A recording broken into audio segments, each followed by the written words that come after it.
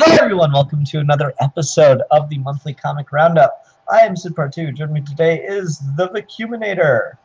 Every ranger knows bad guys come and go, but the power is here to stay. It's always something with you. It's all good. It's all good. All right, so here we are for the monthly comic roundup again. For any new subscribers, I just recently hit 1,900 subs. Go me! Hey, congrats! Yeah, like 12 years on the channel, on the thing that's about how you do that. No, so we're almost maybe have some new people that don't know what this show is. This is where Vac and I talk about the best books from each week of July, as well as discuss some of the one of the worst, August, as well as discuss the worst book of the month and the best cover of the month and some comic book news. We got Zorro Fan Productions here in the comments. Hi, Zorro Fan Productions. Hello, Zorro Fan Productions. Your name's a bit long, but okay, mine is too. Yeah, the Vacuuminator. Now let me tell you how much fun it is to try to remember how to spell that every time I gotta type it in the description. Well, you don't have to. You can just shorten it to VAC. I've been on your channel long enough now that I think people have a general idea of what that would entail. Well, here's the thing. I would like people who, if they watch this show that are only subscribed to me, they go, oh man, I really like this guy. What's his channel name again? Let me just look in the description. Oh, there it is. Now I can just copy and paste this up here. No, they can't do that if I just put VAC. Fair enough, but you could also link my channel in the description. I don't know. We could go back and forth about this all day. We really could. Oh, well. Anyway, instead, we'll go back and forth talking about comics all day, if that's good with you. That's great with me. Alrighty. Well, do we remember who started last time? I always forget to check, and then I started last time. It's your turn this time. Okay, there we go. See, this is why I keep you around. All right. This, for the first week of August, is Called it. Yep, Adventures of the Super Sons #1. The boys are back in town, and I am super pleased. I was so disappointed when the series said that it was ending, and I got such a relief when they said they were getting this 12-issue series. And I'm happy it's back, and I love it. And I'll say the plot isn't super strong or inherently interesting, but the character writing is just so on point that I'm super into it. Mm-hmm. I enjoyed it. It's definitely on my poll, though I'm a little hesitant about this whole like pint-sized Legion of Doom. I really want to know what's up with them because it seems like it could go either way, as either a great idea or a terrible idea. That's fair. I definitely was like, oh wow, they're doing a little kid version of the Legion of Doom, and that you're right, that could be really silly, but I don't know. I kind of trust Tomasi. He kind of knows how to pull this stuff off at this point. He gets pretty ridiculous in this book from time to time. You know, like the Fortress of Attitude and stuff like that, and he just kind of knows how to sell it. I also really just love how the book opens with the 6-panel grid, and it's just John saying, "I'm back." It's so meta. I loved it.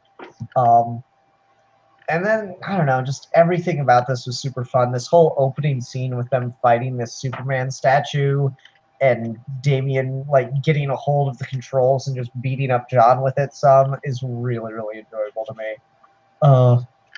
It's good stuff. It's good stuff. It's funny. I got nothing else, really. It's just, I like it. It's fun. John drinking, like, huge amounts of soda because he's not around his parents is fun, too. Okay, well, this month is filled with, I guess, a lot of predictable picks for me and predictable picks for us in general, but hey, I mean, like, Mr. Miracle #10. This fucked me up. This fucked me up hard, dude, because so much of this is just way too real. From page 2, you have Scott going to a bar with Booster Gold, and I think that's Blue Beetle. Yep. And he comes home drunk, and they're having this joke about putting together a team, And then you have this scene that's just a grid of Big Barda talking off camera while Scott cries in the shower because he doesn't know what to do after what happened last issue. And Barda just won't talk about it at all and has that outburst in I think a couple pages about like how much it hurt her when he cut himself in the first issue. And then just this scene where he's just talking to a random checkout guy about what he should do, whether he should hand his kid over to Darkseid or not. It's like, I think we've all had a conversation fairly similar to that in our everyday lives, either on one side of the counter or the other. And it's always just the most awkward, weird thing, but everybody's just trying their best to pretend like it's normal. And seeing it put in this context of a superhero comic was just like, ah! So, and then there's the great scene of basically just parroting the fuck out of Stan Lee with Funky Flashman telling the Galactus story and saying that Scott Free's kid came up with it because he's named after Jack Kirby. And then you have the really sweet ending scene that also says, hey, this isn't going to go the way you think it might. So, yeah. Fantastic issue. It is. It's a very good issue. I kind of monitor myself, and I don't want to just make every week a Tom King week because I probably could at this point. But no, you're right. It's a great issue. And there's a lot into that I really liked as well. The whole Sun Eater thing. I can't believe Tom King drew a comic. That was amazing. So like that was really crazy to see, and just the way in which it commented on the industry and the history of the industry with Stan Lee and Jack Kirby that was really interesting. The scenes with Barda were really great too. The idea that like Scott dealing with his depression had an effect on Barda that she felt insecure to even talk about. All that stuff, yeah, it was really good stuff.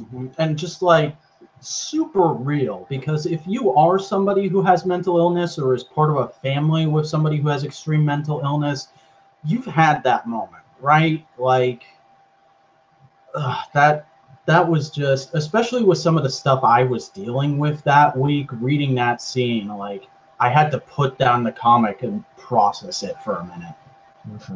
Yeah, it's a really heavy book. Just one of those things that makes me really interested in what he's going to do with Heroes in Crisis. I hear people complaining about that book because of its marketing. And I'm like, guys, they have no idea how to market his stuff because it's so much more human than anything else that's coming out right now. Also, Tom King has absolutely no control over the marketing department at DC. Yeah. Just judge the book as the book. If you want to complain about the marketing, fine, but like, don't judge it as part of the book. That annoys me. Yeah, I agree. All right, go ahead and move along and talk about Superman #2, The Phantom Zone, Population Earth. Oh wow, that's one of your best of. Okay. Yeah, you know, it kind of got me in a couple different ways. I really liked a lot of this. I thought it had a fantastic opening with this the Tamaranians versus Rogol Zar, just like the oh shit Rogol Zar retreat moment was pretty cool right at the beginning. There's just a lot in this that I really enjoyed, and it's making me like Superman in a way that I haven't in a long ass time. And it's just cool to see Superman dealing with all these different things, and then you just got random stuff here and there that's really cool, like Nuclear Man's first introduction. I thought was pretty neat. Yeah. I don't know. It was a very enjoyable book. I had a lot of fun. I love that Rogol Zar like almost one shots him. It's like, oh look, it's the lamest villain of all time. Boom. Well, okay, so my opinion is that that's just Nuclear Man's introduction. It's going to be like a taste of what kind of a power set he has. Kind of like a Resurrection Man kind of thing going for him. Yeah. So yeah, there's just a lot of stuff in there that I really liked. The notion of Superman having to just deal with this problem on his own now. He doesn't really have a lot of assistance because of the situation they're in. I thought that was really interesting, given that the Earth is in the Phantom Zone and everyone else is starting to feel the effects of that. And it's just, I don't know, like, I've watched and read a lot of Superman stuff over the years, and I don't think I've seen that concept played with before, of just throwing the entire Earth inside the Phantom Zone. So it's a cool idea, a lot of fun. I really enjoyed this. Okay. So that was almost my worst of the month.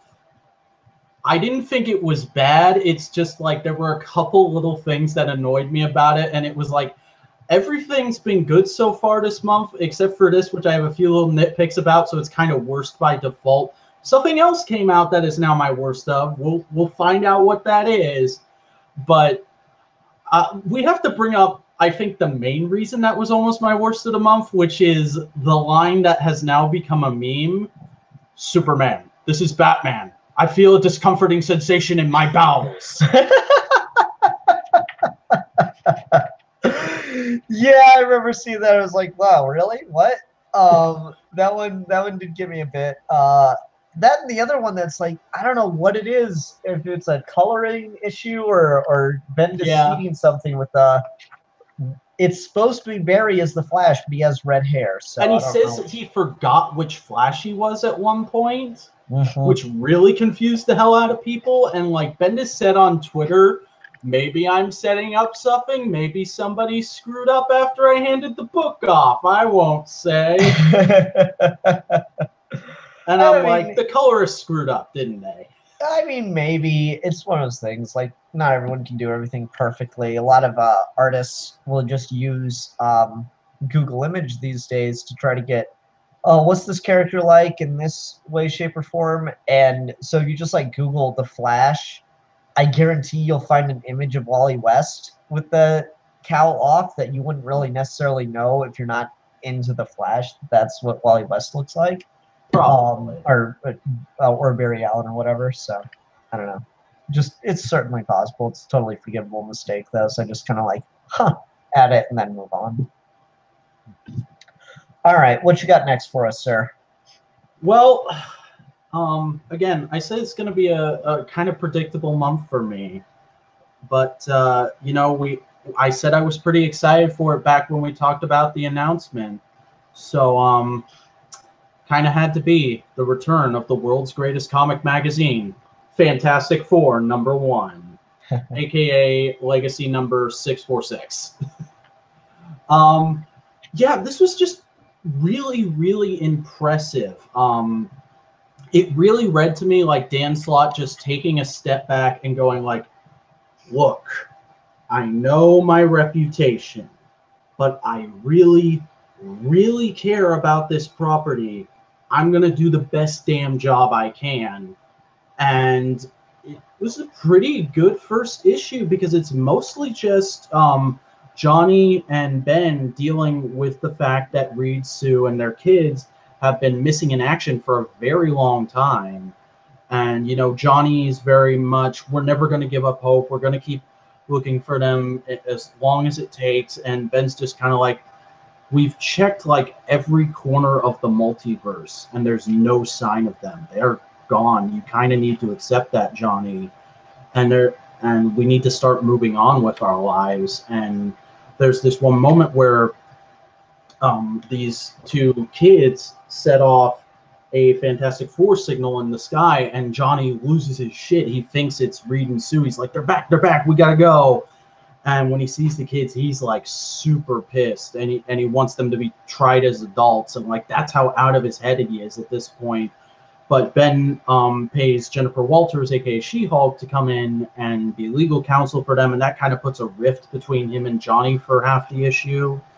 And while that's happening, we get kind of a flashback story of what the thing Ben calls one of the FF's lost tales, where they're kind of off in space on their way back from an adventure and they can't figure out how to get back.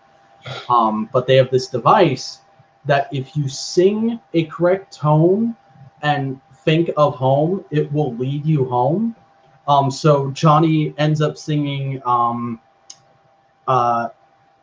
I forget what the song's called. I think it's that New York, New York, I Recall Central Park song, which is a really sweet little moment. And then we flash forward to the future and we find out that Ben kept that stone that let them find their way home.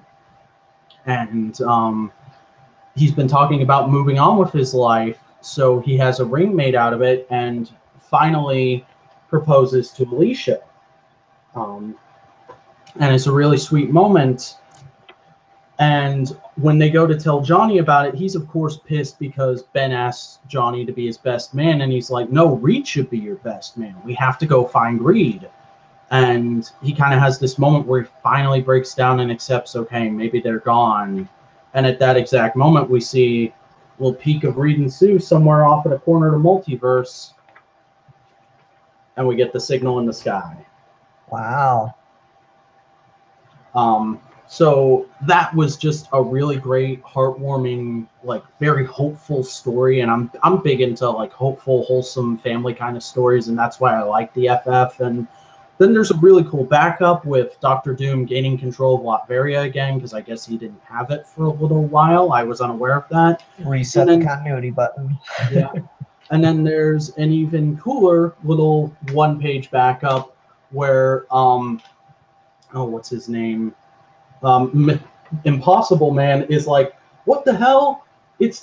How hard is it to get the FF back together in the first issue? What are you doing, Marvel? What's wrong with you? And then he gets a letter from Marvel Comics that's like, don't worry, they'll be back together by the end of the next issue. It's gonna be fine. And it's a really cute little like acknowledging how fans are gonna react to this moment.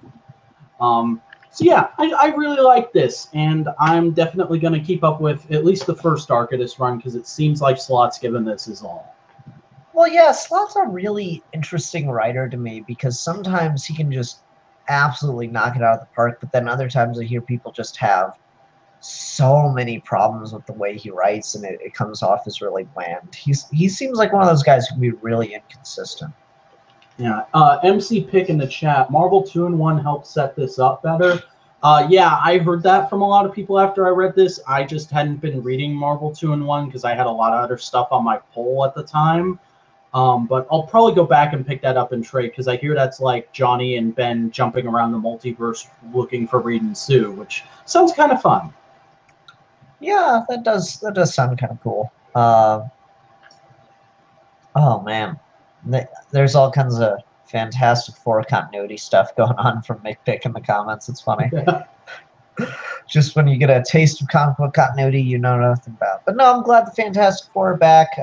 Marvel's whole we're not going to write Fantastic Four stories because we don't want to give ammo to Fox was a bit of a bad decision, but hey, now it's all back together, so I guess they're going to honestly, as mad as I was about it, I think it kind of worked out, because like it's been so long without the FF that now that they're back, it feels like a huge event, and it makes this story where they're trying to find Reed and Sue, and it's like, here they are, they're coming back. It feels like a big event.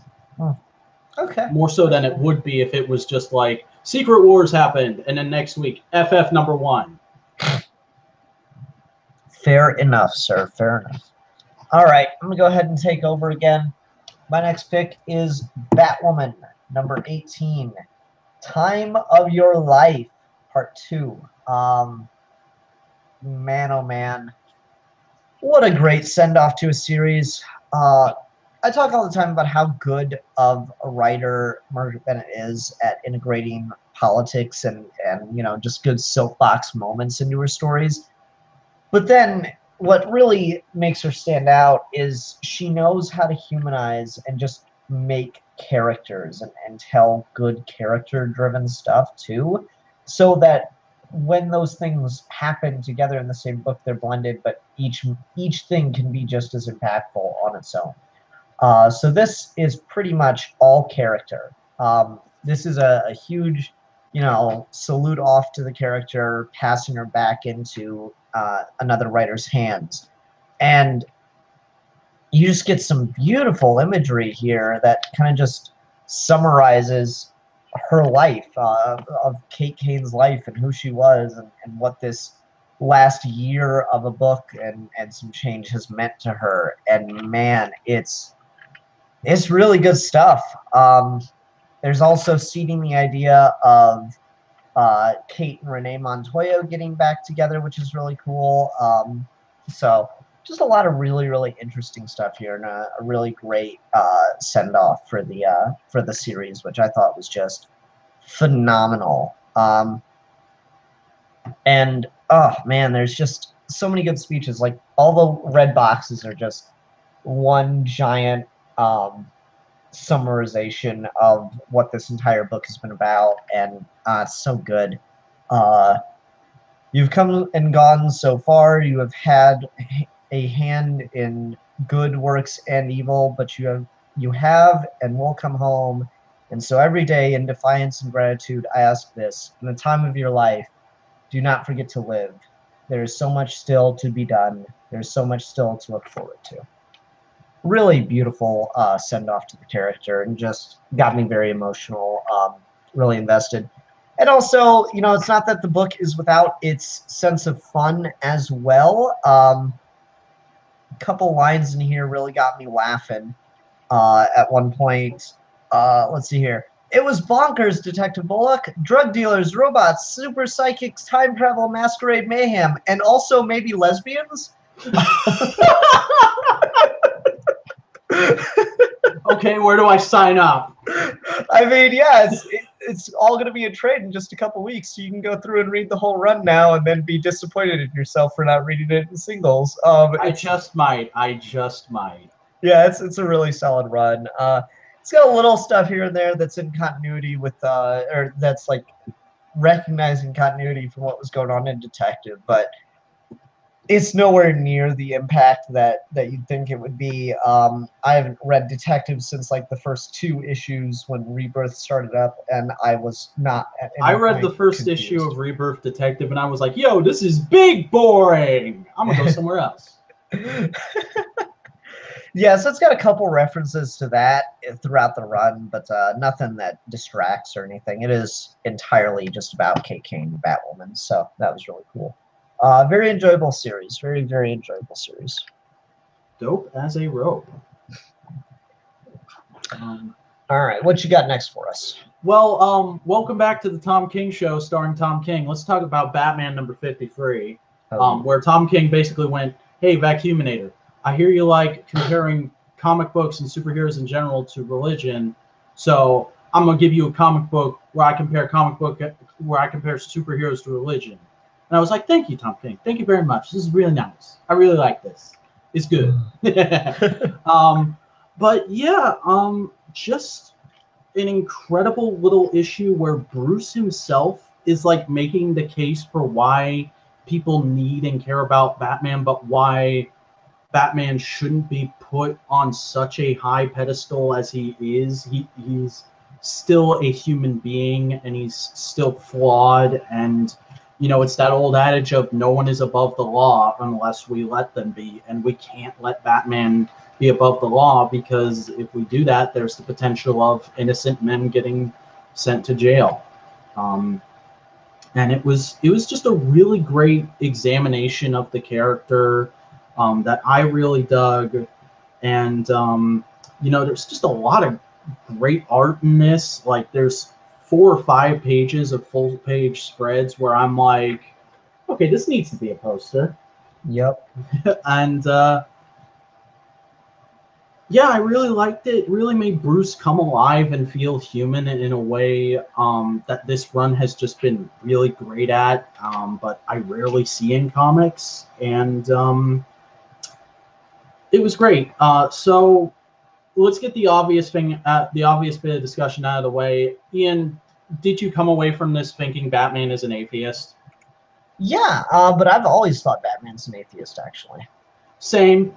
Tom King said that's not exactly what he intended, but I feel like this book could send either message. Yeah, I mean, like, all right, so the funny thing that has happened in reaction to this is all the memes about Batman being an atheist, where it's like, the Joker's gonna blow up Gotham or whatever. And Batman's like, I'm an atheist now. Okay, well, I've hidden 3 bombs. Debate me. It's just really funny. But like more so than that, there's also the fact that like Batman was on the Justice League with a literal angel at one point. Yeah. Yeah, like I read Grant Morrison's run. Zuriel is literally an angel from heaven. It's funny because like the DC universe is the one comic universe where canonically every pantheon of gods exists, and then there are a few new ones made for that universe. Yep. But I think the way Batman is an atheist here as compared to being an atheist in real life is Batman probably acknowledges that they exist, but he doesn't believe in them. He doesn't put their faith in them. Yeah, he does. Like because so much of his hope was ripped away from him, and so he's kind of put his faith inside of himself and internalized it so much, and that you obviously he needs that because otherwise he couldn't do and have the drive to be able to do the things that he does. But ultimately, it's when everything is dependent on himself, and he's at such a low point after Selina left him. It's got to be just really, really difficult for him to be dealing with that in any way, shape, or form, which is really interesting. I mean, he's just so delicate with it, even when he brings it up in this comic. He can't even bring himself to say it. He's just like, I was hurt recently. Mm-hmm. Yeah. And the idea, like, he prayed to Batman to catch him, and nothing ever happened. That's a really, really interesting idea to me, and I really quite liked it. Very, very good comic. Very good run. I also like how respectful Bruce is to everyone else in the room. Like, he asked that lady, like, you're wearing a cross, right? Are you religious? And he uses that as a springboard to talk about why he's not religious, but he never puts her down for being religious. He's just kind of like, this is why I am the way I am, and this is how I see this case. And I really like that. It's really wholesome. Good boy, Bruce. Yeah, that was really good. I like the line when he talks about the Book of Job, and he says, Job asked God why, and God said, "Who are you to ask me anything?" And he uses that in reference to Batman. We asked Batman, or we put so much faith and trust in Batman, and now we are being charged with questioning him. But who are we to question Batman? That was really, really interesting stuff. Yeah. Yeah, good issue. I agree. All right, well, I'm going to take it back and talk about Justice League Dark, #2. God, I really like the direction that Tinian IV is taking this in. It's really, really strong stuff, very supernatural feel to it. I love this scene at the beginning with Diana as a girl on Themyscira catching the group of Amazons doing some kind of like dark magical rite where they're dancing naked and around the fire, and then they're like fusing into one being and stuff. It's really creepy and fun, but it kind of gets into the sense of horror that this is playing with, because it's not just like dark as in magic, but like there is a real sense of horror and stuff to this book. And so the dynamic works really well, particularly with like Man-Bat there as a stand-in for a werewolf. And to put Wonder Woman at the head of it is a really, really cool choice, and I really like that idea. You got Zatanna, you got Swamp Thing, and then there's the big reveal at the end of this where they go to the Tower of Fate to talk to Dr. Fate, or specifically to talk to Naboo, the Lord of Order that resides within the Helmet of Fate. They go to talk to him, and then they find out that the reason magic isn't working right in the DC universes anymore is because Naboo has decided it's too chaotic a force for mortals to control, and so he's made a deal with the dark beings at the center of magic to remove it from Earth, and it's causing all kinds of chaos in the process. So basically, he's taking his ball and going home. Yeah, pretty much. Screw you guys, going home. Is definitely like, which like the idea of making Dr. Fate the bad guy is super fucking intimidating, because Dr. Fate is like hella powerful in magic in the DC universe. It's kind of ridiculous. I mean, I don't know who came first, but Doctor Fate is basically the Doctor Strange of the DC universe, and both are equally scary in power level.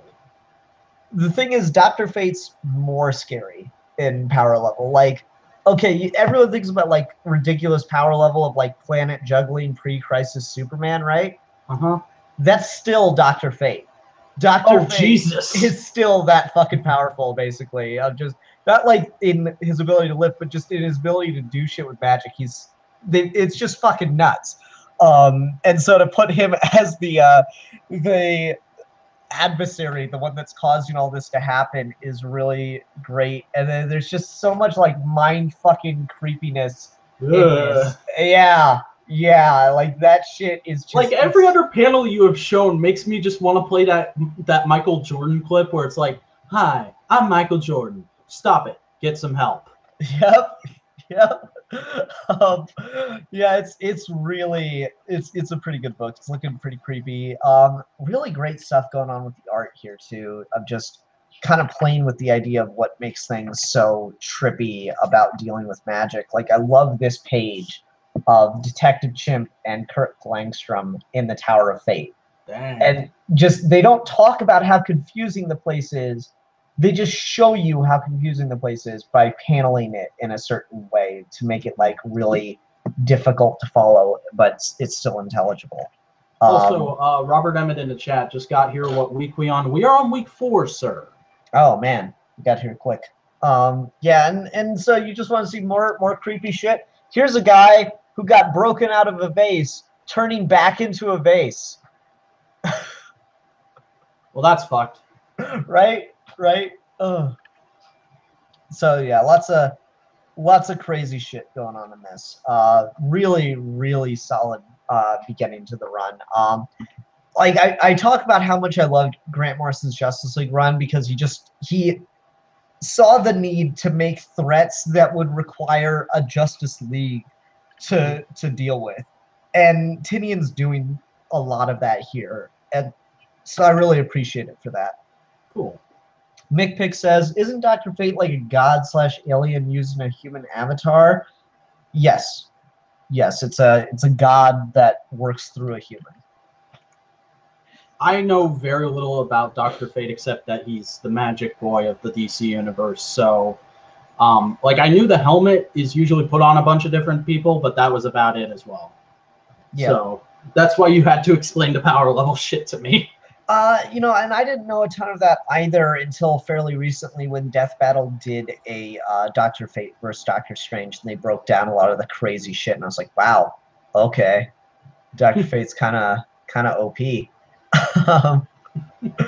So it's pretty cool. All right, what you got for us for the next book? Well, I have another thing that we talked about back when it got announced, and I was pretty excited for. West Coast Avengers #1.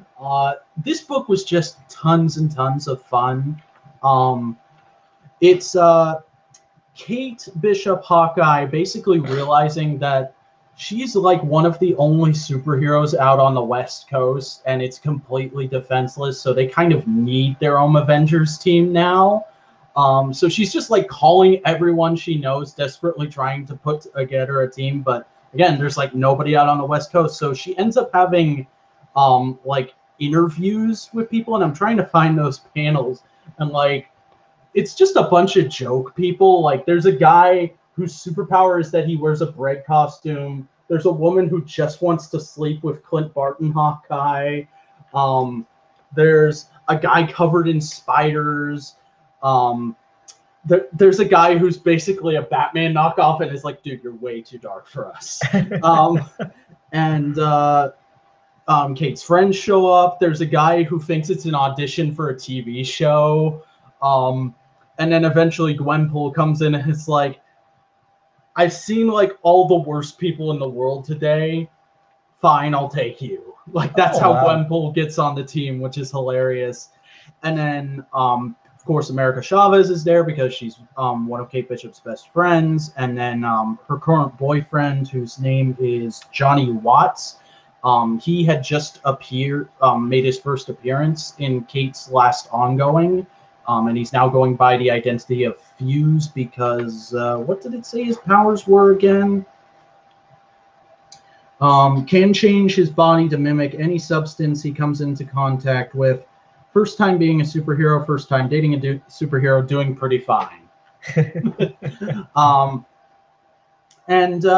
Yeah, it's just a lot of fun, and then it gets even more crazy when Kid Omega shows up and is like, "Hey, I heard you guys needed funding. Well, people are making a reality show about me right now. How about we make it a reality show about an Avengers team and you get funding from them?" And Kate's like, "We literally have no other choices, so fine." And the whole issue is just framed by reality show style interviews with the characters being asked like what they think of Kate Bishop being the leader, and everybody's like, "Look, Kate would do anything to save people's lives. It's incredible she's alive right now." And then the interviewer's always like, "Is that really a ringing endorsement?" And and then every superhero is like, "I can just punch you, right?" So yeah, it's really great, really funny. I really am just digging the overall comedy aspect of this book, and there's some great foreshadowing. Like, I'm pretty sure who the villain of this first arc is going to be, just based on a lot of certain things that came up and something that appeared in the last page. But really fun, really great book. My girl's an Avenger, so I love it. It's great. Alrighty. Good for you. I'm happy for you, Beck. Sounds like a fun book. I know the Great Lakes and West Coast Avengers are often like kind of the ragtag nobodies put together a team, kind of the Justice League International Marvel thing. So that's fun. Yeah. All right. Well, I'll go ahead and take over for the last week of August. Catwoman, Tweety, and Sylvester. Really? Yeah, from the Looney Tunes crossovers. I saw your Goodreads review, and no, you didn't quite like it. This worked for me, man. I was having a hard time debating between this and the Lex Luthor Porky thing, but I thought that was just a pretty good Lex Luthor story. I thought this was a really good blend between Looney Tunes and DC in a really fun way. So it gives you, the excuse to get all a bunch of characters in costumes who normally wouldn't fight to fight. But I don't know, that kind of works because you got this whole cat versus bird kind of thing going. And I thought that was a really fun idea on Gail Simone's part. So I quite enjoyed this. And I thought it was really boring, and like you said, it just felt like an excuse to have a bunch of characters fight, and like, unless it's a really good excuse, I usually don't like those kind of stories. Oh, fair enough. I don't know. I thought it really worked with the idea of Tweety and Sylvester, kind of like their dynamic put onto the entirety of the DC universe.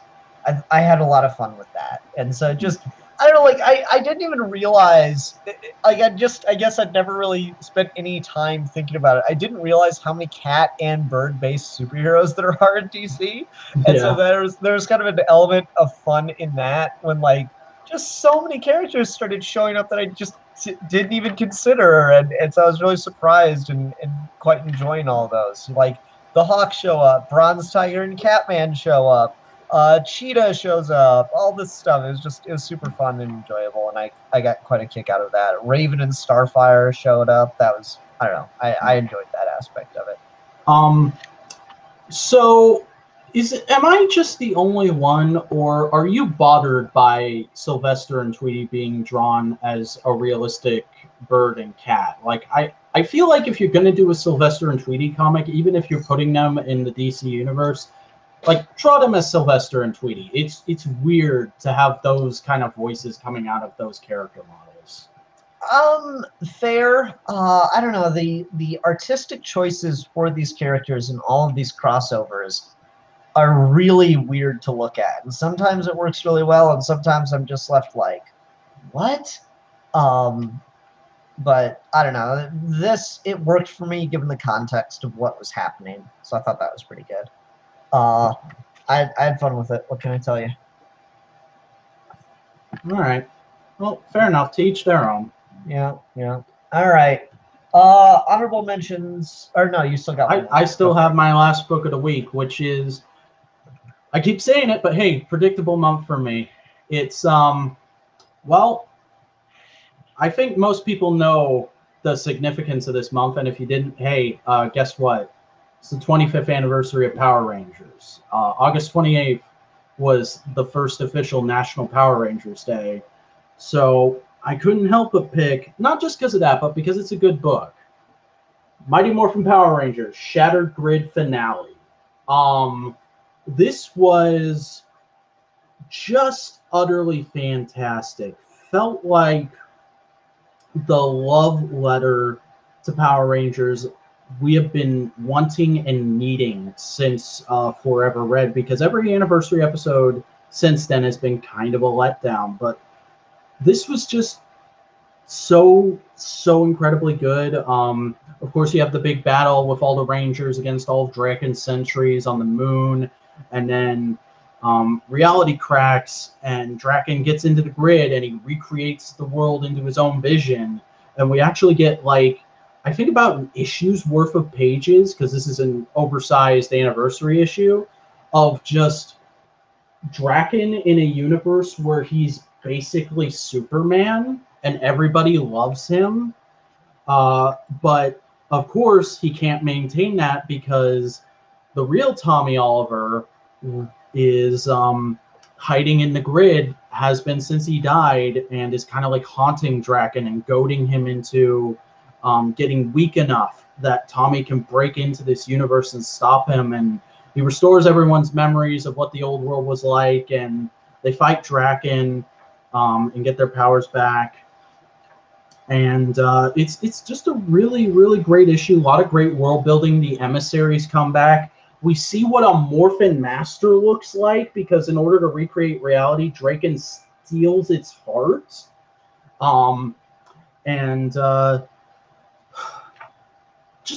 There's also like just a lot of great detail in the art, where if you look at the earlier pages during the battle on the moon, you can see like there's always a ton of Rangers fighting in the background doing really unique but in-character stuff. And if you look really closely at some of the pages, and I don't know how this is going to come through on my webcam, but you can actually see their eyes under the visor on some of the Rangers, which is great. Not something I see a whole lot, but is just like a great detail that I kind of want to see everywhere now. And then this whole thing is just like a really great statement on who Tommy Oliver is and how that character works and the nature of Power Rangers as a whole. And it wraps up in a friendship moral that really felt completely natural and earned, unlike a lot of times in Power Rangers where it's just like, yeah, be friends, work as a team. Whereas here it's like, no, that's the thing that makes our Tommy Oliver good and makes him a great person, is he chose to become a part of the team, is he chose to become good after he was broken free of Rita's spell, and his friends make him stronger and make him a better person. As opposed to this Draken who rejected them and became the only Draken and the only Tommy in all of the multiverse who was evil. And that's why Draken has all this self-doubt and all this self-hatred, is because he knows he's the only evil one. And he's always questioned, am I right or are they right? And there's this great moment where after Draken is defeated and loses his powers and reality is collapsing around him as it's being set back to normal, Tommy has this little moment of offering his hand to Draken, and he says, listen, I know the pain that you're in. I know what it feels like to be alone and to be faced with what you could have had. But I also know it's never too late. Despite everything you've done, we can still fix this. They can help you, like they helped me. You don't have to be broken. You don't have to be alone. And mirroring that moment from the arc where we were in Draken's dimension, he still rejects Tommy. He'd rather die alone than join the side of good, which is really depressing, but it also like perfectly cements these two characters. And then there's a great little bit of wrap up in this like void that is the Morphin grid, where they figure out how to reset reality, and we finally get what we've been waiting for since issue 25, Tommy and Kim kissing, and then reality resets, and there's this great little moment where Jason says, you know what's great? This time we're not saving the world. We're saving all of them. Which was really cool. And then there's a little preview in the back, written by Margaret Bennett, previewing Beyond the Grid. And because I know this issue is going to be super hard to find after this week, I'm going to do you a little favor, Ian. It's just a couple panels showing the Rangers and Terra Venture, which is going to be their base. And it's a narration by the character who I will presume is going to be their mentor, Grace Sterling, who was a Ranger revealed earlier in the story of Higgins' run to have been part of stopping the original moon landing from being destroyed by a previous Ranger villain. Throughout our universe, all the universes, the Morphin Grid endures. It is a border of existence, a foundation of life, a source of power throughout reality. In times of great strife, in the turning points of history, there are those who rise up and access that strength. They are the Power Rangers. My name is Grace Sterling. Once, long ago, when I was a Red Ranger, I lost my team on a mission to the moon, and I will never lose another Ranger again. So, yeah, absolutely wonderful 25th anniversary issue. Loved it to death. That's really cool. It's interesting because like we were talking about this a bit before the show, but since I am gonna have to pick up Power Rangers, at least the first couple issues with Margaret Bennett's run, just to see what she's gonna do with it. A bunch of people were sending me links and stuff like, "Oh, this is going on in Power Rangers. This going on." I'm like, "All right, I'll read some of this. I'll check some of this out." And then just it's craziness. The Drekken stuff was really interesting. I saw that short film that they did with that. That was really cool. Yeah. So yeah, it's just cool. Like I heard an interview with Higgins talking about what he was doing, and it's interesting to see that because everything you're describing sounds like pretty typical kind of cool comic book stuff to me. And I just heard Higgins talking about like the way his approach to writing Power Rangers was not to write it as it was, but to write it as he remembered it growing up. And I thought that was a really, really cool idea. Yeah, because that's kind of how Mighty Morphin is. It's one of those things where as a kid you love it and you just completely buy into it, but if you go back and look at that show, it's kind of cheesy, has countless plot holes, and a lot of the really well remembered episodes are actually kind of bad. Sorry, I don't like Green with Evil. I think it's a really bad, horribly paced series of episodes, but this has just been like a great celebration of what Power Rangers always should be. Nice. So that's really cool. No, I'm gonna, like I said, I'm gonna have to pick up at least one issue, see how it is. See how she does. All right, so now we're going on to honorable mention, correct? Yes, sir. Okay. My honorable mention is Black Hammer, Age of Doom, number 4.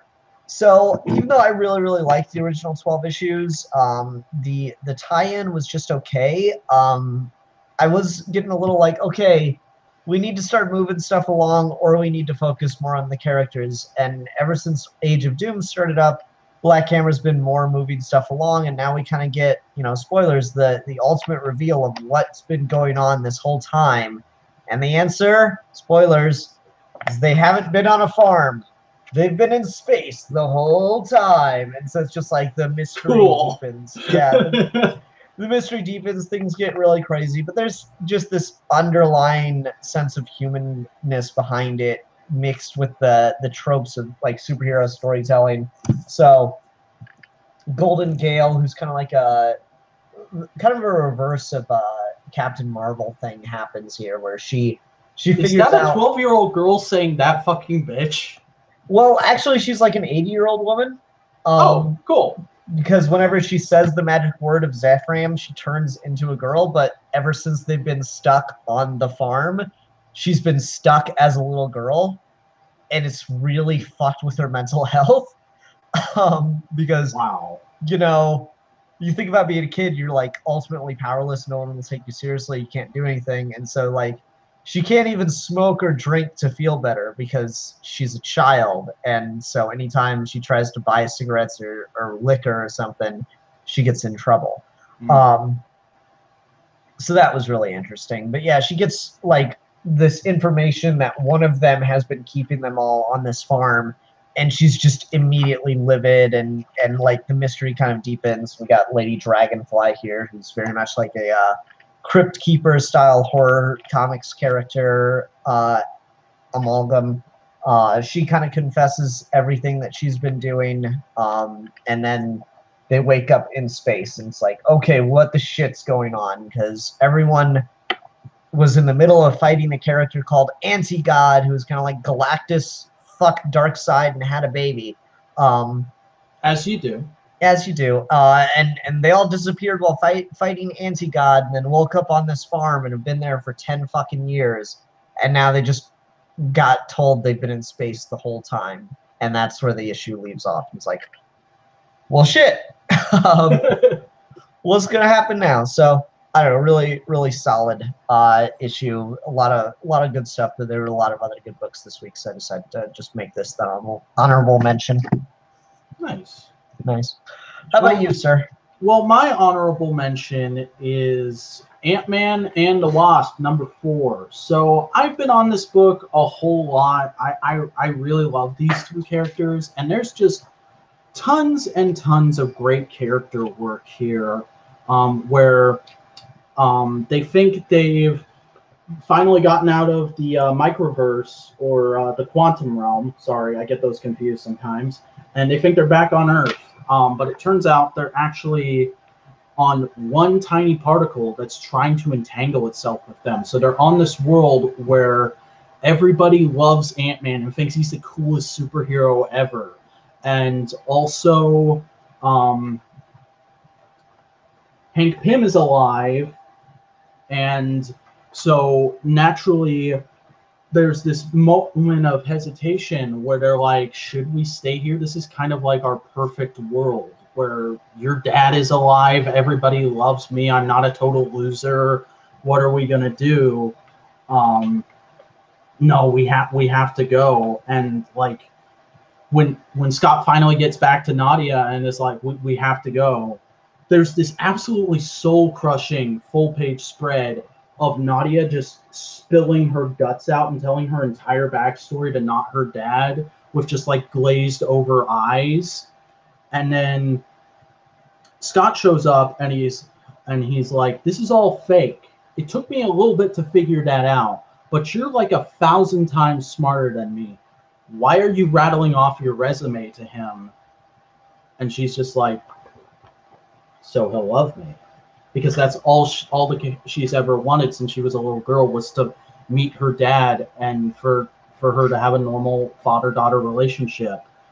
And Scott just hugs her and he's like, no, that's not how dads work. You don't need to impress them. They love you for who you are. It's okay. And it's like, oh, yes!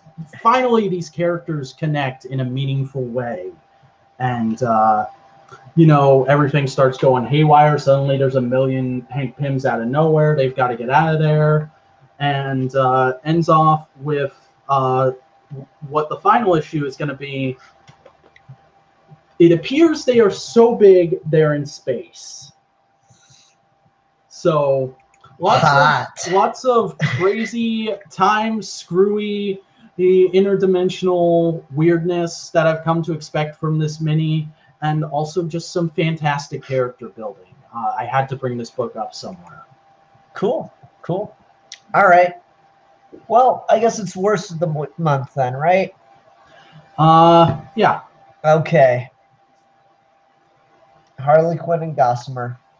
Okay. I did not read that. You don't. I don't know. This don't.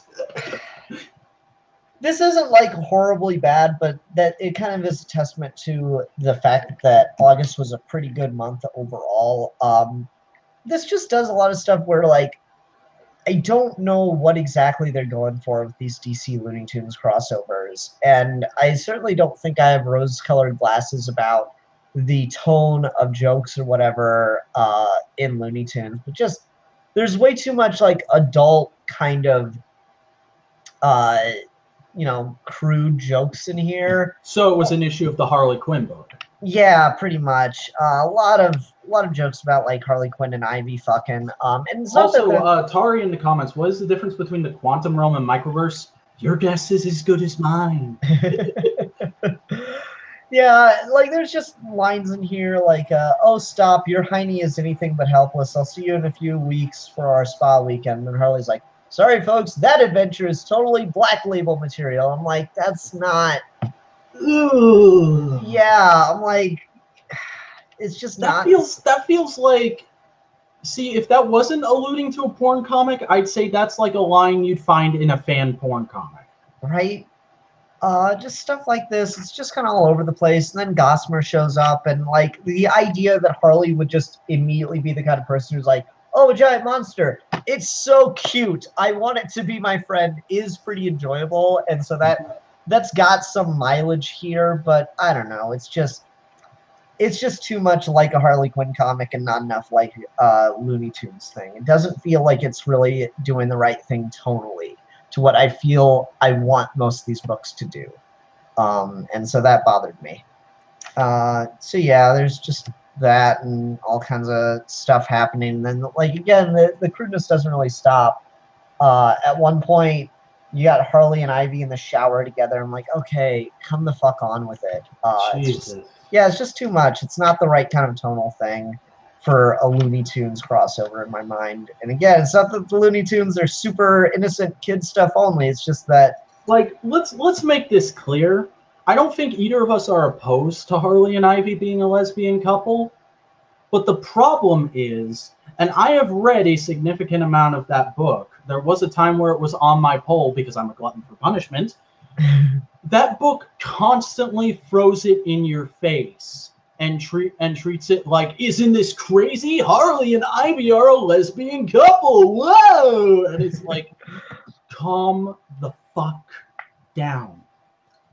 Yeah, there's just that. It's just totally a lot of the stuff doesn't really work for me, and I don't know. It's the wrong kind of tone to go with, and I don't know. No matter how many times I give it a shot, I just always come back to the idea that I don't think Harley Quinn should have her own series.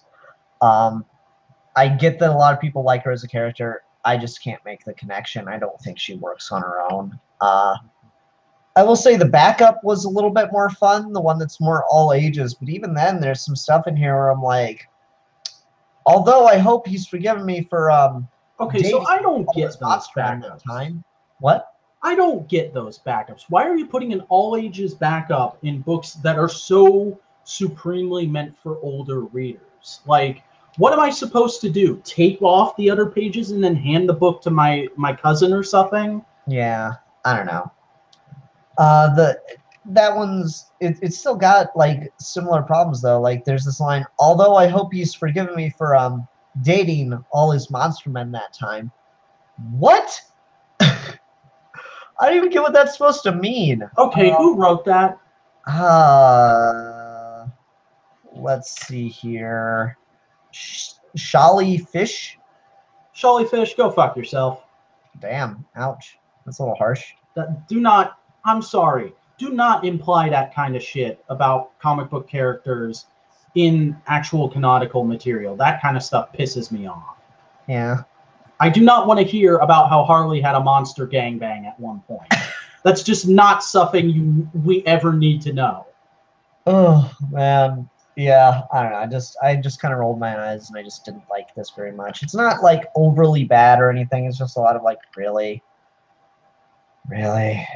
just exasperated sighs. So, yep, there's my worst of the month. How about you? All right. Well, my worst of is It's a pretty controversial book that came out recently. And I think the pick might upset some people in the audience, might even upset you a little, Ian. But I did not pick it for the reasons people might think it's my worst of. My worst of is Lex Luthor meets Porky Pig #1. Now, before anyone says anything, my issue here is the same kind of issue I have with the Harley Ivy lesbians thing. I do not have a problem with political commentary in my comics.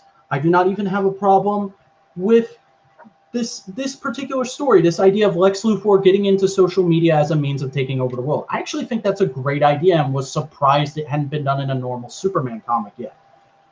I hate this comic because it is so heavy-handed and so in your face. There's like a couple moments in particular that stuck out to me that just felt like the writer was sitting right next to me, pointing at the page, going like, see, this is how fucked the world is right now. Doesn't this suck? And it was just this cynical, heavy-handed mess that I could not take. The page where the janitor gets fired because people are stealing sandwiches at LexCorp, and spoilers, it's Lex Luthor. And the narration says, and everyone was satisfied with that, even though they knew he wasn't the one who did it, and everyone suspected Lex. Firing him fixed the problem. I was like, fuck you. That is not the way people act in the workplace. People would just be more mad at Porky after that. I cannot believe how little faith in humanity this comic has. Yeah, I don't know if I agree with you on that aspect. For me, I quite liked a lot about that story. The thing that didn't work for me is you take Porky Pig and Daffy Duck out of there, and it's just a Lex Luthor story. Like the fact that is a major problem too. And also about the Daffy Duck thing, do you really expect me to believe Daffy wouldn't know who he was trolling when that avatar and username Lex is under was on a giant screen during a press conference for the website they're talking on? Daffy's stupid, but he's not that stupid. That press conference was probably trending on YouTube for like a whole day when it happened. Yeah. Nah, you're probably right. I don't know. I didn't like the fact that if you just take those two out, replace them with normal people, and it's basically just a Lex Luthor story. It just undermines the point of it. It doesn't feel like it's got anything to do with the Looney Tunes characters, and I don't know.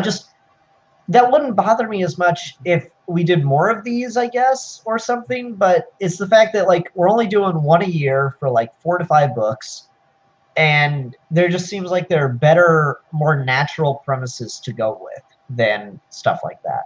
Yeah.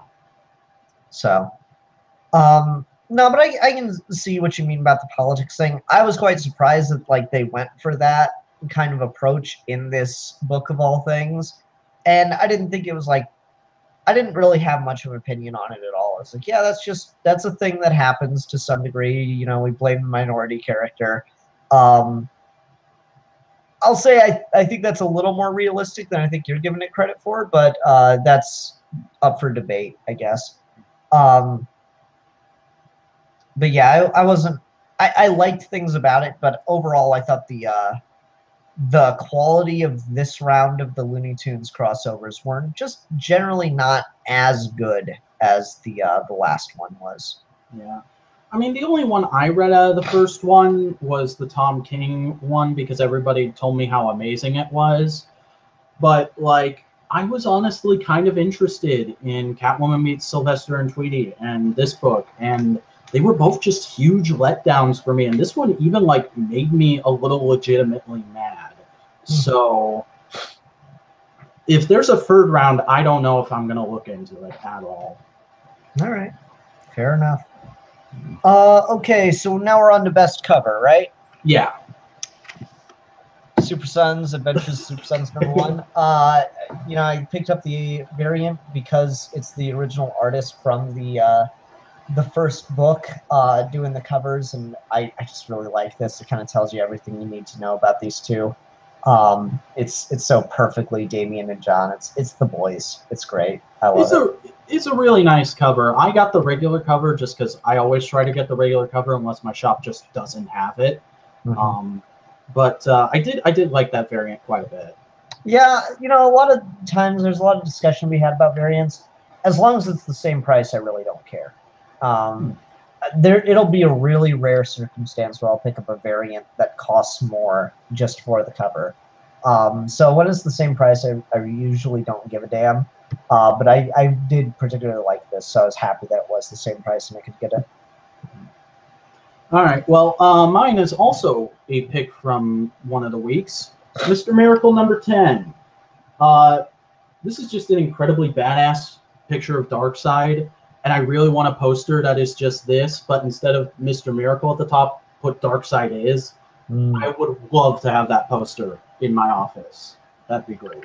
I would not love to have that poster in my office. That would mentally torment me all the time, just Darkseid looking over you as you work. No. Well, here's the thing. This was at the top of my stack for doing the show today.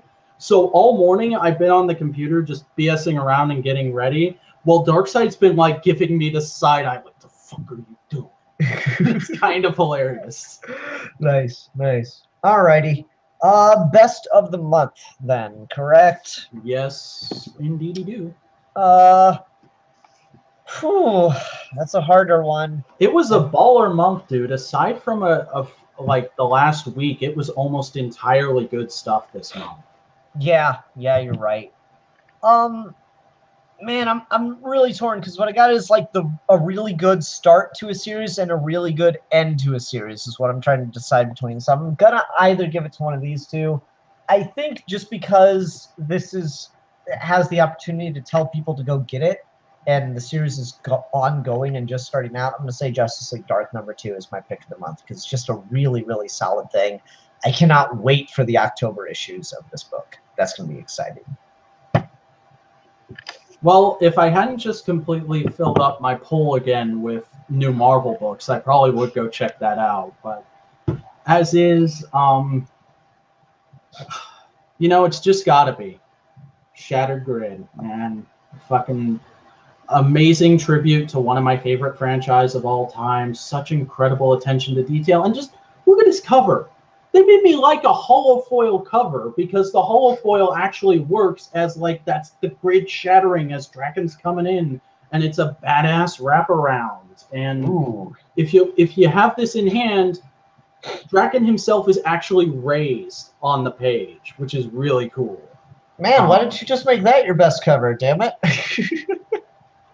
Because I didn't want this book to take up free spots, but. Yeah, incredible statement of the nature of the franchise. Really wonderful. Kyle Higgins' run has been pretty up and down, but I think as a whole, now that we have the final chapter, it's pretty good. Nice. I would read again. Cool. Robert Emmons in the comments, who's saying, imagine Darkseid conducting employee evaluations. Yes. Oh, yeah, that's a good one. Alrighty.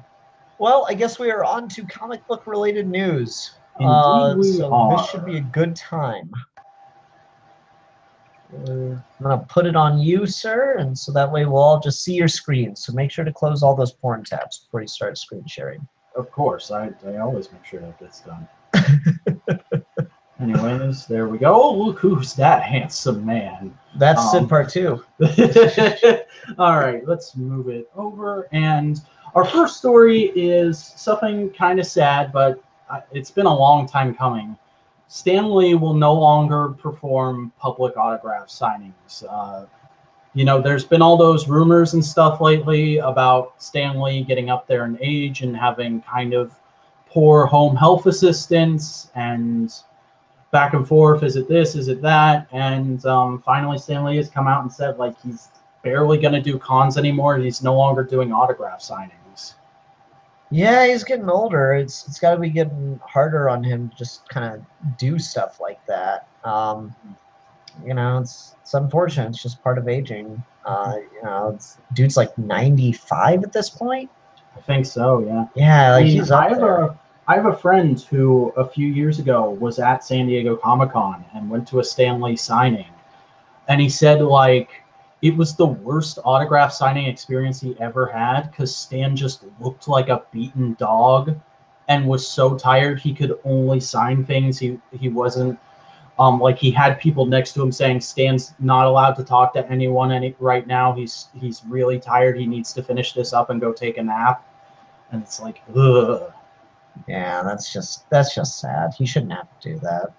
Mm-hmm. Oh well. I don't know. I got complicated feelings on Stanley, but it's hard to see anyone kind of getting to that point in their life. I think most everyone does have complicated feelings about Stanley, but like, you know, I think it's long overdue for him to take this step back, and you know, uh, thanks to him for all the time he gave to fans up till now. Yeah. Oh well. Way to start out on a downer. Well, let's go ahead and move on to Matt Wagner says his son / colorist has been fired from Batman number 54. I heard about this shit. What the Yeah. fuck, DC? Jesus Christ. So Tom King is the next arc of Batman is going to be about the relationship between Bruce and Dick. And it was supposed to be like a real like analysis of the nature of a father-son relationship. And so he got Matt Wagner and his son, who's working as a colorist in comics now, to come on and draw the issue. And apparently Matt Wagner's son got fired because DC editorial didn't like the way the colors looked. So like, yay, artistic integrity. No, fuck you. Yeah, no, that's fucking bullshit, DC. God damn it. Yeah, I mean, like, I have no doubts this issue will be good, but like, it's kind of forever tainted now because of this.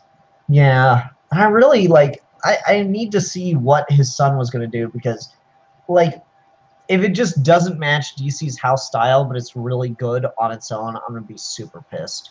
Yeah. That one really was disappointing. Yeah. Well, I actually forget what's next, so hopefully we'll be off the downers now. Porn.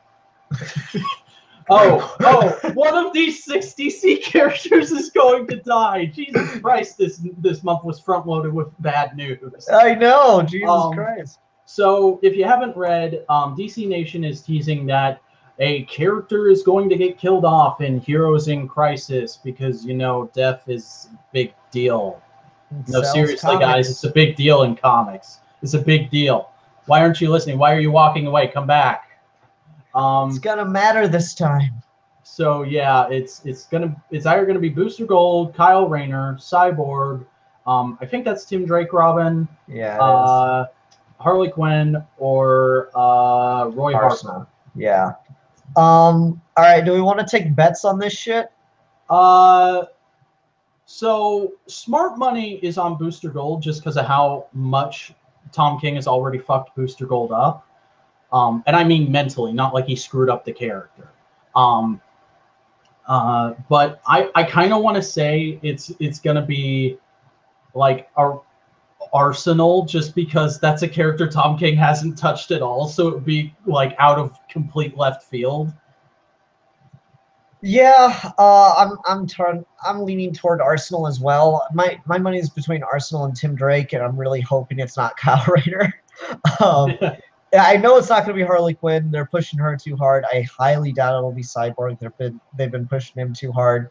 Booster Gold isn't enough of an impact, so I think the shocking money is going to be on Tim Drake, the like character that's most likely that DC would most likely let Tom King kill. It's probably Arsenal.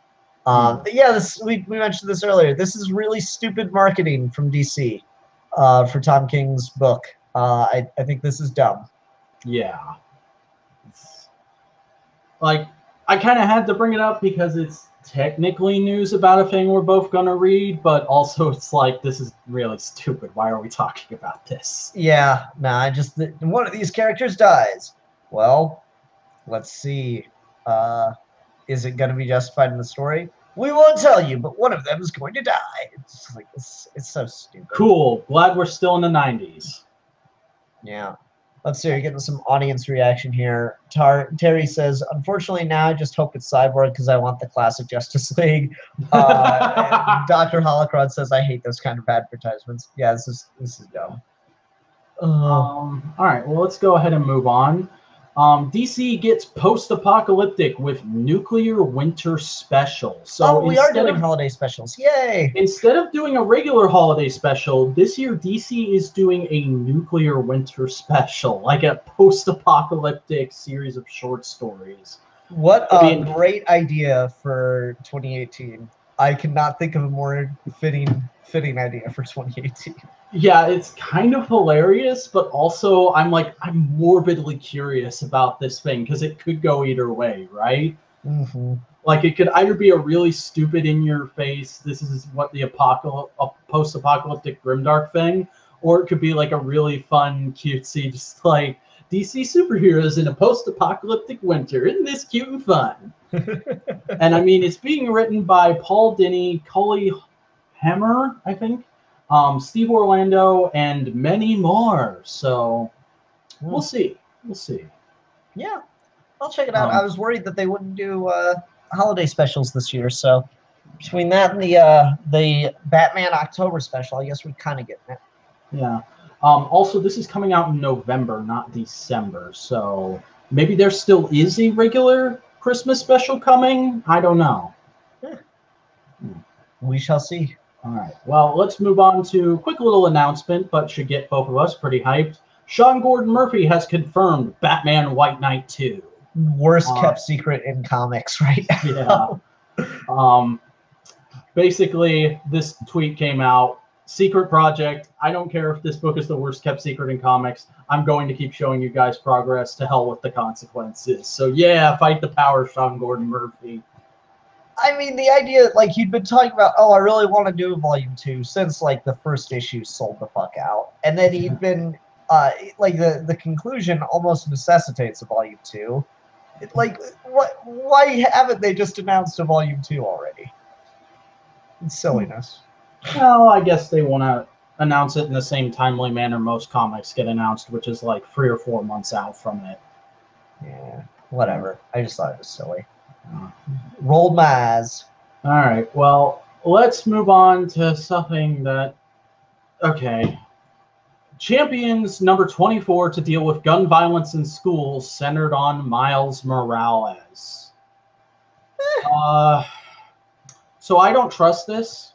I don't trust this creative team to handle this topic with the level of maturity it demands, because I have read the first couple issues of Champions, and it's really terrible. It really feels like somebody who doesn't understand those characters at all, throwing them on a team and doing like really stupid teen relationship stuff. Now, I haven't read it since they changed the roster, so maybe it's gotten better, but I'm not going to read this, and like I honestly won't be surprised if I hear bad things about it. Who's the creative team? I'm trying to remember because it's been so long since those first couple issues. Let's see if it says anywhere here. Tom Bervormant is the writer. Yeah, I don't think I've ever read anything by him, so I don't know. I do think that's a good issue to deal with a Spider-Man character, like younger guy, younger Spider-Man character. I can see the reason to do this. I don't know if it's going to be any good, and I'm not reading Champions, so I don't have a lot of room to talk here. So not a lot of input on that, unfortunately. I don't mind the idea of them approaching the topic. I do think that's something that probably should be addressed in comic books with the amount of teenage characters who deal with violence. It's probably not the worst idea. Yeah, it's not a bad idea. It's just I don't trust this book to do it well. But let's go ahead and move on to Dark Knight Metal has big impact on the second half of Tom King's run. So this is a bit of a clickbaity thing, but basically Tom King said that Metal takes place between issues 49 and 50 of his run, and that it will have some effect on the run going forward, which is interesting. I mean, I haven't read Metal, but I basically know the story, so could be interesting to see how it affects things. But like, it's King, right? Like, I don't think it'll like destroy the integrity of the book. Yeah, I don't know. Like, that worries me because of how much I dislike Metal and the fact that he's stayed far away from anything Scott Snyder's been doing since Batman Rebirth #1 has made me very happy. So this is like, you know, maybe he's just saying that to play nice. I don't know. I certainly hope that we don't get, like, the Batman Who Laughs coming in or anything like that. Yeah, that could be stupid. Yeah, so I don't know. They say it's going to have a big impact. I just don't know. I certainly hope not, because I'm obviously like, a fan of Scott Snyder's. Like, King does say has a huge role to play, but like, Tom King's one of those guys where when he says something, it can also be very different from how you interpret that when you actually read the book. So I just don't know what to make of this, but we're both reading Batman. We both love that book, so I thought I'd bring this up. Mm-hmm. So Marvel has debuted Wolverine's all-new costume for his new book, which... No. It's not great. It's not the best. No. Yeah. No. I mean, like, I wasn't planning to read the new Wolverine book just because I'm not a huge comic book Wolverine guy, but that costume's pretty dumb looking. Just no. No. I refuse to say anything else besides no. It almost looks like a Hydra uniform to me, but like palette swapped to be black and red, if I'm to be honest. But yeah, I don't know. Like, it looks like a dress. Yeah, I do kind of get that now that you say so. Yeah, it looks bad. I don't like it. It's so weird. It's got so many like wraparounds and folds going on. Yeah, how the fuck do you button this thing up? Like how does this stay on? It's no. And also, just what is that belt supposed to be? Is that his new symbol? Because if so, that's a really dumb symbol. It's like that looks like nothing. Claw marks. Ugh. Yeah, it's dumb. But hey, guys, it's that great time of the month again. We talk about some Power Rangers news because there was a Boom Studios panel at Power Morphicon this month, and we got a ton of news. I'm sorry. Hold on. Robert Evans says Wolverine looks like a waiter in a fetish restaurant. Yes. Oh man! Ouch. Oh, that's great. That is fantastic. Okay, anyway, you were saying.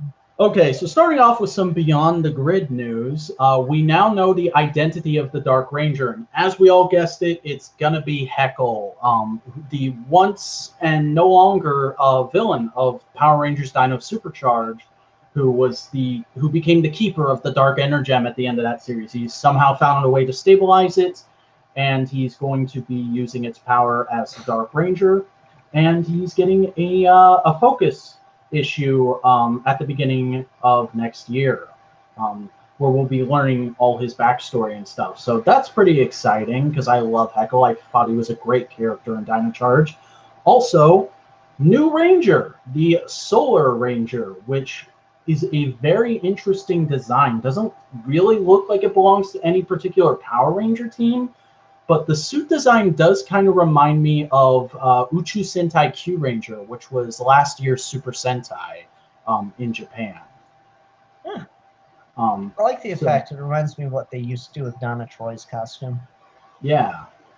So we don't really know a whole lot about this character yet, except that it will be appearing in the Boom Studios universe, and it's very obviously supposed to be a woman. So we'll see what happens there.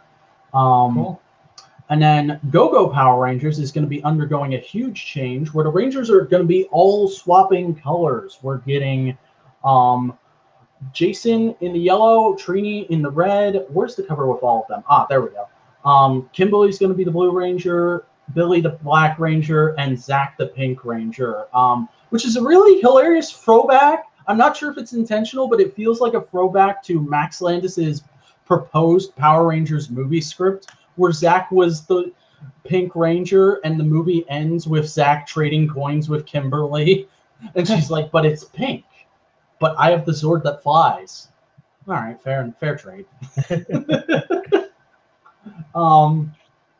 But yeah, this is a really interesting idea. I've been loving Go-Go Power Rangers, a really interesting character study, and you know, Beyond Shattered Grid ended in a way that kind of hinted at like Go-Go is going to be allowed to do any kind of crazy breaking continuity stuff they want now, because it's a reset universe. They don't have to line up with what Higgins's Mighty Morphin run did, and this is a really interesting concept that people have always said Power Rangers should do, but Power Rangers has never been able to do because it's not a thing Super Sentai would ever do, so they can't get the footage for it.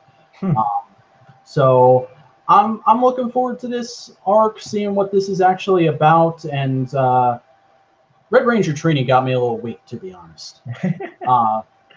But any thoughts on the Beyond the Grid news, Ian?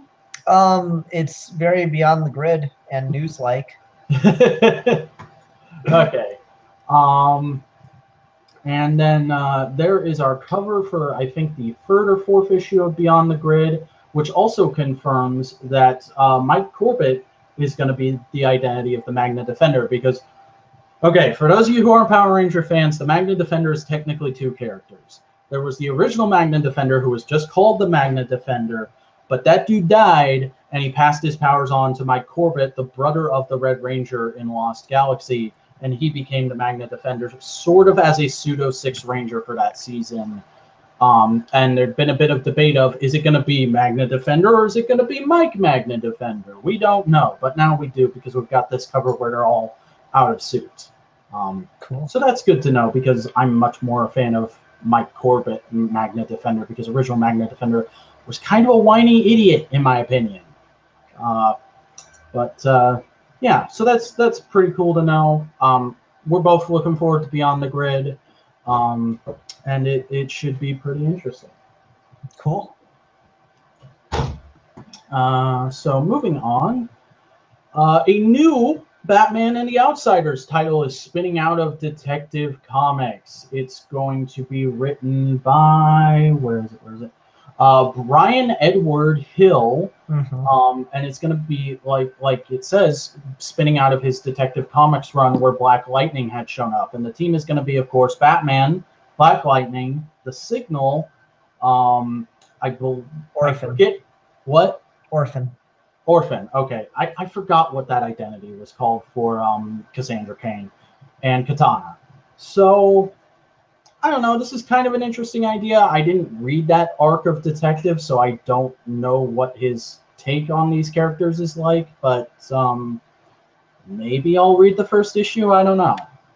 Yeah, I thought about picking up his Detective run, but I don't know, just didn't or forgot or whatever. And then, I don't know, I've just never been into Batman the Outsiders. I've almost no interest in Duke whatsoever because he's a Scott Snyder character, so. I just don't know shit or fuck about Duke, honestly. Like, I don't know if I like him or dislike him. He's just like this character that is occasionally there in a panel of a Tom King comic to me. Yeah, pretty much.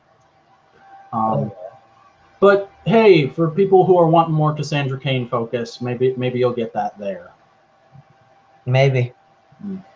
All right. Well, let's talk about the big elephant in the room that I had to check with you and make sure it was okay to bring this up. Bendis responds to criticism over Action Characters' derogatory use of autism. So for those of you who did not read Action Comics number 1002, there is a scene in that book where a villain who is on the phone with one of his subordinates complains about that subordinate not being able to do something and says, "What are you, autistic?" And that villain is immediately blown up by another character. And some people were pretty upset about that. One person in particular in the comic industry, John Ferguson, made this tweet.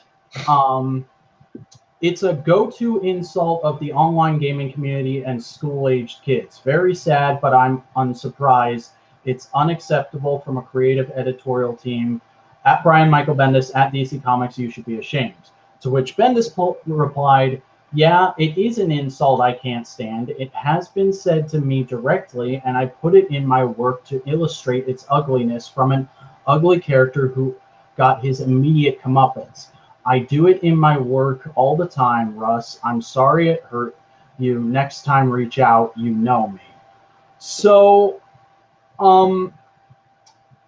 we both have two different things we want to talk about here. So I'll just let Ian say his piece on the use of the word. Sure. So what I find, I did a whole rant about this in my review of the book. So if anyone wants to, they can go see that. But like, my thing with this was, I understand what Bendis is trying to say and get across, but the thing is, the use of the word has nothing to do with his comeuppance. So kind of the comparison that I would make here is you can totally use a word that is derogatory as a slur in a comic to illustrate that a character is a bad person and give them comeuppance for that kind of language use. But there's a difference between someone dropping the N-bomb and then having a piano randomly fall on top of them, and someone dropping the N-bomb and then Black Panther punching them in the face. There's a world of difference between those two things. And so what Bendis is doing there is, yeah, he's having a scum piece of character use the word and then giving him comeuppance. But the comeuppance has nothing to do with the fact that he is scum for using a word in that manner. What it is Bendis, in my opinion, was kind of like trying to get you to go, okay, this is a bad person, so it's okay when bad things happen to him. And ultimately, there's just other ways to do that without having to resort to that. I would have no problem with Bendis having a character use that and then have them get something back at them for dehumanizing the mentally ill, for being ableist in that manner. But it's just, these are two separate things at this point. He's just trying, in my opinion, he was trying to use the word for kind of shock value to you know, kind of get you as a reader to be upset, and it wasn't justified at all. So I do quite agree with a lot of the criticism he's gotten for this. And, you know, he has since apologized for it. He has realized his mistake, and he has said that in future printings of the issue, whether that be in trade or online or whatever, they've changed the word because it's not enough of an impact on the story. So I quite agree with the action. I thought his apology was justified. Okay. Well, before we go any more forward, I just want to confirm, neither of us are autistic, and I don't think either of us have autistic family members, correct? No. Okay, so, like, we don't exactly have a ton of room to talk about this, but I still wanted to because this is such a thing that really annoyed me. And I'll just go ahead and say, like, when I read the comic, it did not bother me that word was in there. I understand why it might bother some people. I'm much more loose with what I think is okay and isn't okay in storytelling than most people tend to be, and I understand that, and that's why I say it's okay for people to criticize this. In my opinion, it was an okay use of the word. Like Ian said, it could have been a lot better. But I also don't think it was like so bad that I was like, why is this in here? But my problem with this is, as Bendis himself says in this tweet, next time reach out, you know me. So why do we have to drag everything out in public nowadays and make everything a big fight that everybody can see? You know, 20, 30, even 40 years ago, maybe, it wasn't this kind of huge thing to have these big smack out brawls about, like, your thing sucks because it has this and this in it in public. It was more so like pull somebody aside in the office and say, hey, I'm really not comfortable with this thing you did. am I being a sensitive twit, or did you kind of screw up here? Because here's my reasons for feeling uncomfortable about it. And then it's just, I feel like there's not enough polite, respectful conversation anymore. It's got to be like a public calling out and shaming these days, and like it just feels unprofessional to me is the problem. Like, you know, The Rock said it best: know your role. When it comes to stuff like this, like, I don't always agree with Ian when he says something about a book. I don't always agree with things he says on Twitter or this or that and the other, but I'm the co-host of his show, so I sit here and I be respectful, and the most I ever say is, you know, I don't necessarily agree with that, but okay, to each his own. And you know, if something really bothers me, if I'm not sure about something we're doing on the show, I'll message him privately on Twitter and say, like, hey, do you think we should do this or that? Like, this story, I asked Ian, do you think this is something we should bring up, or is it too far out of our spectrum of conversation? And you know, I just really wish people would have more professional courtesy these days, and it really bothered me to see this story coming up because of that. I think that's generally speaking fair. I think there's the distinction between good faith and bad faith conversations and stuff like that. Here, was it? Can you scroll up in the tweet? Because I don't think it was John Ferguson initially who. Yeah, see, it's Russ Burlingame who pointed this out, and the thing is, if I'm remembering correctly, this was just that day. He was reading it and he was like upset immediately and just kind of tweeted out that he was upset, and then that got popular. Like, he didn't necessarily like call Bendis or DC out. That was John Ferguson jumping on after the fact here. And so Russ, in his original tweet, is saying, I'm a parent of child with autism, and I found this gross. And like, in my opinion, okay, that makes his criticism valid. But then you have this other guy jumping onto it and making it this whole thing. Before that, if you look at this was not directed at anybody. This tweet was just this guy saying, I read this thing, not exactly a fan of it for this reason, which is what we do on this show. It's not like I'm tweeting my reviews at, you know, it's not like I tweeted my review of Lex Meets Porky at Mark Russell and was like, hey, your book sucks. You know, that's not something you do. And when other people try and drag it in and make it into that thing, like, I'm sure Linkara doesn't want people sending his videos around to comic creators and being like, hey, Rob Liefeld, Linkara hates you and you're a big internet meme because of this guy, and people think you're a complete idiot who can't draw feet, even though Rob Liefeld probably already knew that. But still, I'm pretty sure that's not how you want things to go down. No, I think you're onto something. It's a complicated thing. I don't really have much of a problem with with Bendis being called out and taking a task in this to some degree, because I do think he was in the wrong ultimately. But you know, he's apologized for it, so I'm not going to keep dragging him through it for it. You know. Fair enough. And that's the distinction between good faith and bad faith conversations. There are some people who hate Bendis who are going to use this as an excuse to say Bendis is an awful writer. There are some people who love Bendis who are going to say, oh, you're just being too sensitive and won't take the criticism seriously. I do think that there's justification to call this out. The middle tweet here, again, tagging him and stuff, that's kind of on that line to definitely be thought about, though. Again, I agree. If you are a person or a family member of a person with autism, this is fair criticism to have. I'm just saying it didn't bother me, and I think this whole, like, not public shaming, but calling out is a bit of maybe don't do that in the future kind of thing. Maybe like, I don't know if Bendis has his DMs open or not. He probably doesn't because he's a big name, but I'm sure he has like a public email address for fan mail and shit. Yeah, maybe. It's just a matter of how effective would that be. So there's definitely a conversation to be had there. But yeah, it was a bit of a controversial little moment in action.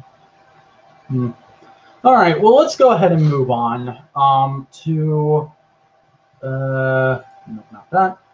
California College puts King and Walta's vision on required reading lists. So this is pretty dope, right? Like, we've been talking about Tom King doing all this stuff that's like, he's going to be one of those go-to writers for getting people into comics, and it's already starting. Yep. Like I said, when he tweeted about this and was really surprised that someone mentioned that to him, I was like, dude, it's not going to be long until Mr. Miracle is in the same spot. Yeah. It's really, really impressive work on comics, and it's going to be those things one of those things in the medium that's just talked about. So yeah, it was really cool to see though, and I kind of, I wonder how King's reacting to it besides just saying whoa on Twitter, because I imagine this is kind of like that's probably like a bit of pressure being put on his shoulders, right? Like, yeah, I don't think he thinks of himself as good of a writer as he is, which is kind of really refreshing. It's probably a big part of why he's such a good writer is because he's so humble, and he's just kind of like a guy who goofs around on Twitter and talks about how hard it is to meet deadlines sometimes. Yep. But yeah, just a cool little thing I wanted to bring up. So Marvel has teased a new Defenders series with the original roster, posting these vague Marvel teasers. Marvel teaser! Yep, exactly. Just saying the best defense with like some pretty cool like poster-esque images of these characters. And then they announced the actual creative team and said this is happening. It's going to be Chip Zdarsky and wait, is that the right part? Where is it? I hate it when they like put all this background information in a story front loading it. All right. Al Ewing, that's who's going to be writing this book. So I don't really know a whole lot about Defenders, and like I'm not exactly a huge fan of any of these characters. So if people say this is good, I'll probably pick it up, but honestly, it's just kind of like one of those, I'm bringing it up because it's a big thing some people will probably be excited about kind of things. Yeah, I don't know, it looks cool. I probably won't read it because I'm just not much of a Marvel guy. You know how that goes. So, DC Comics has been hinting at Nightwing getting a devastating injury via some solicitations, and it's being hinted at that this will happen in Batman 55 and Batman 56 because, as we talked about a little earlier, the next arc of Batman is going to be about Bruce and Dick's relationship, and what we've gotten is basically a little thing in the solicitation for Nightwing 50, which comes out the same week as Batman 56, where it says Nightwing will be dealing with a blow he did not see coming. And people are speculating like maybe his legs are going to get broken or something like that, or some other kind of major thing. Maybe Dick's going to get cancer or something like that. Do you have any predictions or anything about this? Back injury, or maybe some with his arm sockets or something like that. Maybe. Just random guesses based on what he does with the whole high flying thing. Yeah. Like I'm not really reading Nightwing right now. The book just didn't impress me. Either at the start of Rebirth or at the start of this new run that's going on by Benjamin Percy. And like Dick Grayson's one of those characters who like I usually am very passive about, but occasionally there will be a story that really makes me care about him. So I don't know. This is kind of an interesting development. We'll see if it sticks because, you know, comics and death, so comics and injuries. Yeah. I mean, like, all I really have to say is Barbara Gordon, and you guys know how I'm feeling about this. Yeah. So yeah, let's go ahead and move on to kind of some somber news, because unfortunately at the end of this month we lost two of the old guard of Marvel. Um, Gary Finch, the co-creator of Ghost Rider, passed away at the age of 75, and the co-creator of Spider-Woman, Jessica Drew Spider-Woman, Marie Severin, died at 86. Wow. This is 89. 89. I'm sorry. Yeah. Oh man, it's like all the old greats are slowly going away. It's kind of sad. And I mean, like, this article credits her as the co-creator of Spider-Woman, but like Marie Severin did so much at Marvel back in the 70s. She was like their main colorist for a long time. And you know, she doesn't really get the credit she deserves. Like, the most I've ever read about her is like part of a chapter in Marvel Comics The Untold Story is devoted to her. But even then, there's like so much that she did that she almost deserves her own book about her. So it's really sad that she's passed away. One of the unsung heroes of Marvel from back in the day, and then like one of its the creator of one of Marvel's most not most well known, but definitely like most nichely popular characters is gone as well. So not much to say except really sucks. Yeah. No, I'm sad. Well, you probably won't give a shit about this, but I wanted to put this in here because there's going to be a Bruno Sammartino unauthorized or authorized comic book biography coming out in September, which I believe is a Boom Studios production, because they're the people who currently have the WWE license. Oh no, wait, it's Squared Circle Comics. So for those of you who don't know, Bruno Sammartino is like one of the old school wrestlers, like even before like Hulk Hogan and Macho Man or Ric Flair and Dusty Rhodes. Like, this guy was way back in the day before people knew that wrestling was fake. So quote unquote fake. But Sammartino is just so before my time that I don't really know a lot about him. So I'm highly interested in picking this up and learning something about one of the original wrestling legends. Wow. Who passed away just a few months ago, actually. Okay. So should be an interesting book to pick up. So next we have Hope, a comic for Flint, Michigan. This is a OGN that's going to be coming out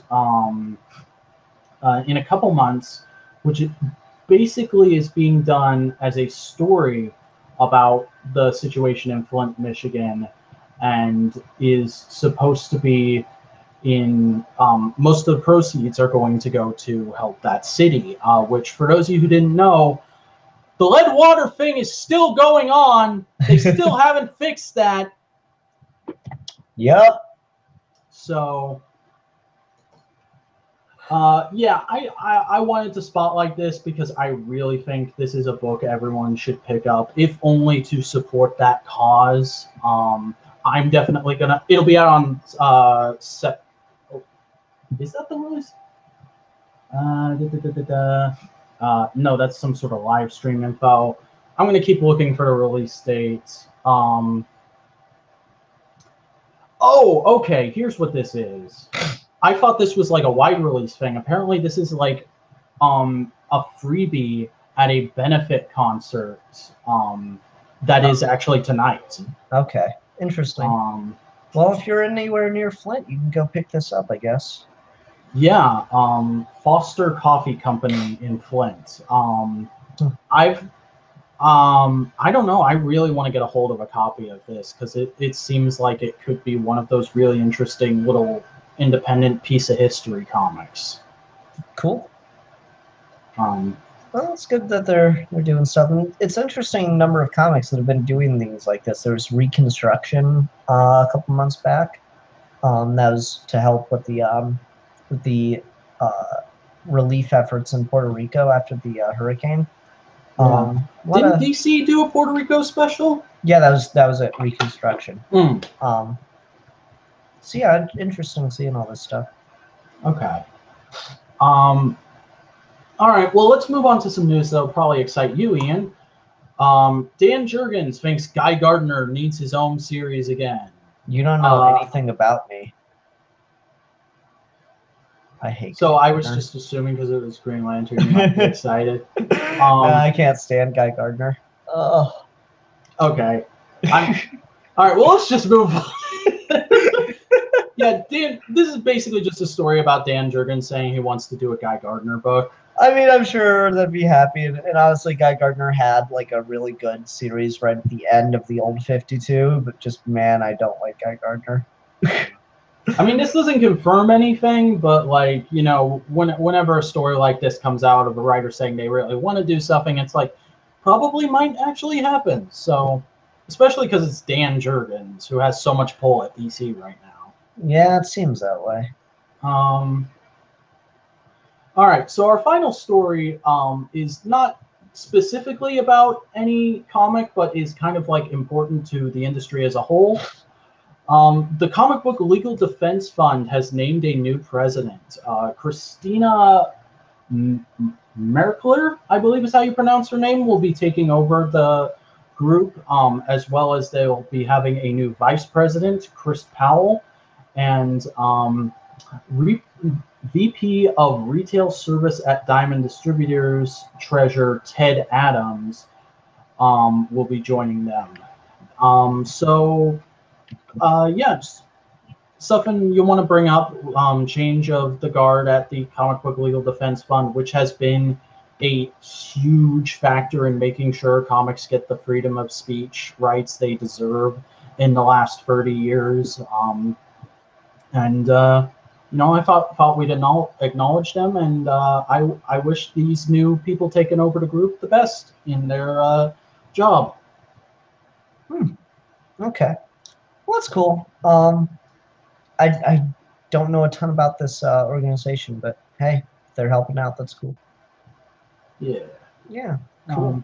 But that's all the news I had. So, hey, looks like it's time to say goodbye again. Yep, looks that way. Everyone, thanks very much for watching. Another good episode back. Yeah. Yeah. All right, everyone. Until next time. Bye. May the power protect you all.